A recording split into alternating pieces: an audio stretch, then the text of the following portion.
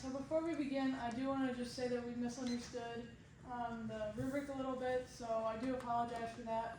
But today we'll be discussing some of our country's trade statistics and business culture, along with our business in the AI industry in our Southeast Asian regions. So let's get started. I'm Rachel. I'm McKenna. I'm Megan. And I'm Izzy.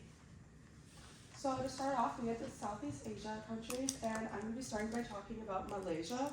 Malaysia has a population of 34 million people and is located off the South China Sea and is part of the Malay Peninsula, which is south of Thailand. Their top industries include trade, engineering, computers and information, technology, electronic engineering. And then their top imports include electronic products, iron, steel, and chemicals, where their exports are petroleum, chemicals, and the top one is electronic products. And then their culture, one thing in their business culture is that when you enter a business meeting, you enter by importance. So the most important person is going to walk in first, and then followed on. And that's going to also go along with introductions. And then when they are looking to do business with other people, they look to make sure they trust the person. So the first business meeting tends to be just lots of small talk and getting to know the person. In Thailand, the population in 2023 was about 71 million. The capital is Bangkok. Their main exports are food products and manufactured goods. Manufactured goods include equipment, electronics, and machinery, and then their main food products are rice and rubber. The main imports of Thailand are crude petroleum products, integrated circuits, gold, petroleum gas, and cars. And then in 2021, U.S. exports to Thailand were 11.3 billion, and U.S. imports from Thailand were 37.6 billion. And then their business culture, a few important things is that they have to dress formally, be punctual, and then when given business cards, they have to read thoroughly through them before they can be tossed away or stored. Vietnam is located along the Pacific Ocean with a population of 98.8 million. It does a lot of trade domestically, but also with the rest of the world, but focusing on its trade with the U.S. The overall trade was 142.1 billion. Exports were 13.8 billion, and imports were 128.4 billion. The technology business in Vietnam is very apparent, with the top imports being integrated circuits and phones, and exports being broadcasting equipment and telephone. If you look at their culture when they're doing business, they like to focus on seniority and respecting. And in their first meetings, it's not about business; it's about getting to know each other and creating that trust. For India, India has the second highest population in the world, ranking right behind China, with just over 1.4 billion people. The population is still rapidly growing, and it holds a very young demographic. The main industries in India include the agricultural industry, steel industry, tourism industry, and the recently expanding IP industry and technology. India's location has a strategic advantage of being essentially located in the Indian Ocean, and this location is helpful for a major hub of transportation, communication, and trade opportunities. The digital economy has been a major contributor for India's economic growth and still continues to contribute to their current growth. Alrighty, so since we are going to be focusing on AI, we're going to be talking about the technology in each of our countries. So Malaysia, AI has increased the productivity in businesses by 60% over time. By providing entrepreneurs with AI, it's been able to help them achieve growth goals through time. And then it also helps to detect problems within products before it goes on the market, and also responding to real-time change in the demand-supply chain. So technology in Thailand is pretty lacking. They just don't have a lot of resources for it, and they lack in technological knowledge. They're far behind countries across the globe and other Southeast Asian countries. And then this is a weakness of theirs that I analyzed in the SWOT analysis.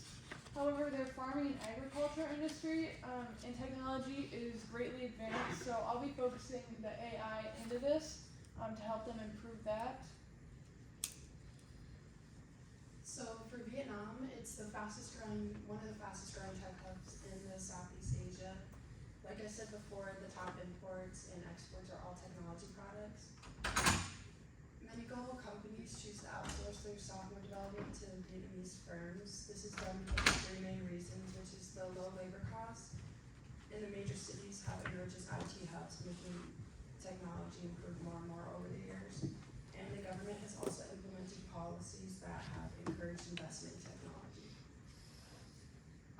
India's digital economy growth, as I mentioned, is rapidly growing and known as one of the world's fastest growing and also one of the largest tech industries. The Indian telecommunications sector and IT industry are the second largest in the world, along with being the second largest manufacturer of mobile handsets in the world. The technology sector currently contributes to over 13% of India's GDP.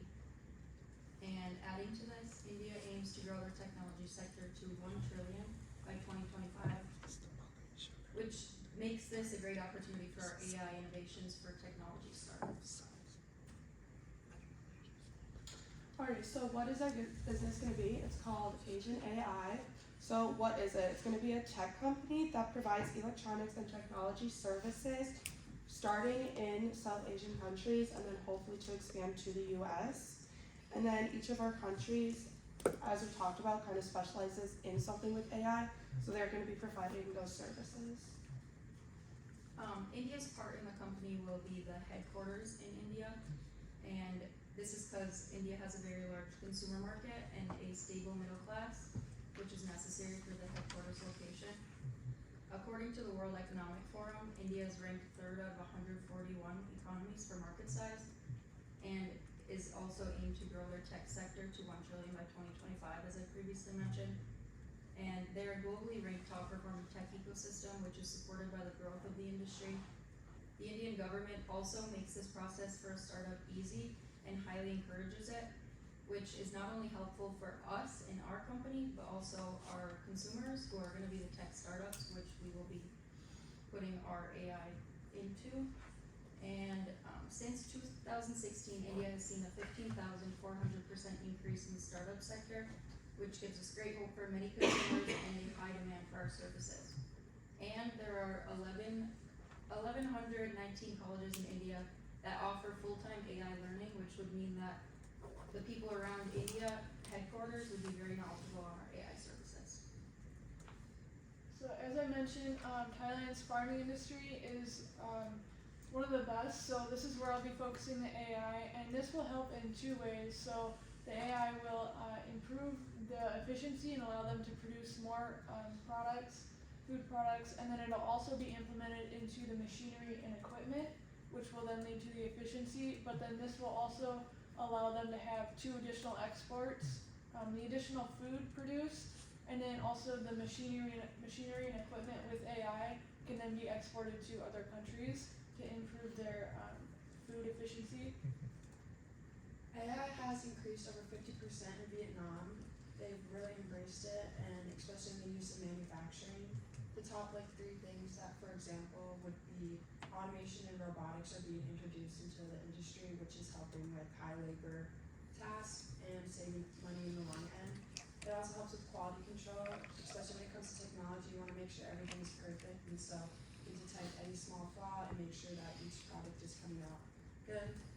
And it also can detect maintenance and predict it before it actually breaks down, so they can schedule these repairs before anything is actually done, which does save money and time. And then in Malaysia, as I talked about, they've been working AI into businesses to help detect defects in products before they go on the market. And then this has been able to help businesses with success since they're not putting defective products on the market.